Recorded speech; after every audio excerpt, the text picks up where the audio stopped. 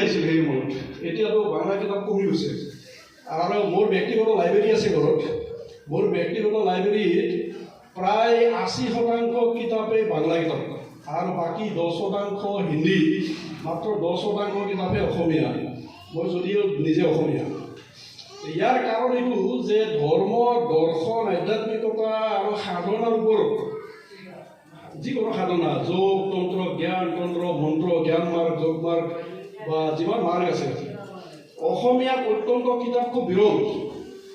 অসমীয়াত এই 550 বছৰ আগৰ মহাপুৰুষ শ্ৰী শ্ৰী শংকৰ আৰু মাধৱৰ কিতাপখিনিৰ বাহিৰে সাধনাৰ ওপৰত, দৰ্শনৰ ওপৰত, যোগ, জ্ঞান, তন্ত্ৰ, প্ৰেম, ভক্তি আদি যিকোনো বিষয়ৰ ওপৰত গ্ৰন্থ বহুত কম। গতিকে অসমীয়া কিতাপবিলাক দেউতাই পঢ়া নাছিল, দেউতাই পঢ়িছিল বাংলা কিতাপ। আৰু দেউতাৰ সূত্ৰে মই সৰুৰ পৰা বাঙালী কিতাপবিলাক পঢ়িব পৰা হ'লোঁ। যদিও বাঙালী ভাল কৰি ক'ব নোৱাৰোঁ, কিতাপবিলাক পঢ়িব পৰা হ'লোঁ। মোৰ লাইব্ৰেৰীত অধিকাংশ কিতাপ আছে। একদিন আকস্মিকভাৱে দেউতাই কেইখনমান কিতাপ মোৰ হাতত আনি তুলি দিলে। সেই কিতাপকেইখনৰ নাম আছিল, এখন আছিল সংযম সাধনা, মূলখন হৈছে বাংলা, আৰু আমাৰ ধনীৰাম জেঠাই অনুবাদ কৰিছিল, পিছত অসমীয়াত অনুবাদ কৰিছিল। এখন আছিল আদৰ্শ ছাত্ৰ জীৱন, এখন আছিল আদৰ্শ ছাত্ৰ জীৱন, এখন আছিল শৰণ ব্ৰহ্মচৰ্য, এখন আছিল কুমাৰীৰ পবিত্ৰতা, কিবা এটা খণ্ড। তাৰপিছত অখণ্ড সংগীতা মই এতিয়ালৈকে পাঠ কৰা নাই। প্ৰথমতে আত্মগঠন আৰু ব্ৰহ্মচৰ্য প্ৰসংগ, এইখন খুব গুৰুত্বপূৰ্ণ কিতাপ। এই কিতাপখন এতিয়া নাপায়, ইয়াতে মই দেখাই নাই। এই কিতাপকেইখন মই সৰুতে পাঠ কৰিলোঁ। পাঠ কৰি কিছুমান কথা মই কিন্তু বুজি নাপালোঁ।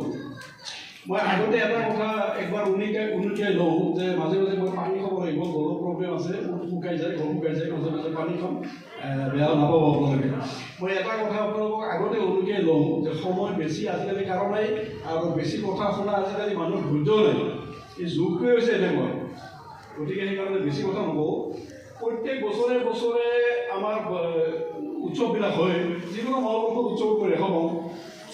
বক্তাবিলাকে বিৰাট ডাঙৰ ডাঙৰ বক্তৃতা দিয়ে, প্ৰত্যেকে ভাল বক্তৃতা দিয়ে, শুনাবিলাকে খুব মনোযোগ দি শুনে।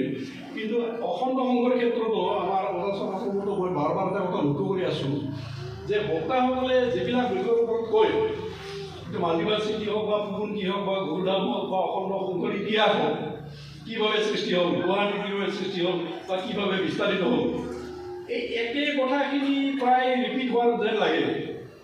প্ৰত্যেকবাৰতে মোৰ এনেকুৱা ভাৱ হয় যে পুগুণকিৰ ইতিহাস, বাবাজীৰ অপাৰ কষ্টময় সেই তপস্যৰ্যপূৰ্ণ জীৱন, য'ত তেওঁ একদিন আহাৰ কৰি 3 দিন 4 দিন আহাৰ নকৰা কৰি আছিল, ভূত-প্ৰেতৰ লগত আছিল, হিংস্ৰ জন্তুৰ লগত আছিল, আদিম মানুহৰ লগত থাকি কিনে কাম কৰিব লগা হৈছিল, ইত্যাদি ইত্যাদি একে কথাখিনিয়ে প্ৰত্যেকবাৰতে ৰিপিট কৰা যেন লাগে। সেইকাৰণে মই আগতে এটা কথা কৈ লওঁ যে যিখিনি কথা সকলো বক্তাই প্ৰত্যেকবাৰে কৈয়ে থাকে, আপোনালোকে শুনিয়ে থাকে, আৰু প্ৰতিধ্বনি পত্ৰিকাৰ পাঠকসকলে যিখিনি কথা পায়ে থাকে, অখণ্ড সংগীতাৰ পাঠকসকলে যিখিনি কথা পায়ে থাকে, কাৰণ আমি প্ৰত্যেকটো উপাসনাতে অখণ্ড সংগীতা পাঠ শুনি থাকোঁ। কীৰ্তন প্ৰেম আমি প্ৰত্যেকে কম বেছি পৰিমাণে কোনোবাই এখন দুখন হৈ পঢ়িছোঁ। গতিকে যিখিনি কথা সকলোৱে ৰিপিট কৰি থাকে, মই সেইখিনি কথালৈকে নাযাওঁ।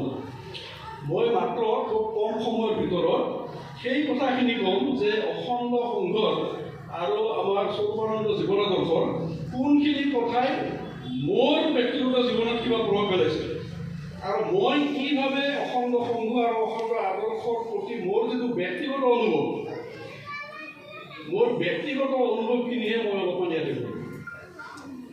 গায়ত্ৰী সম্পৰ্কে অলপ গায়ত্ৰী সম্পৰ্কে ক'ম। যদিও মোৰ ব্যক্তিগত অনুভৱখিনি কম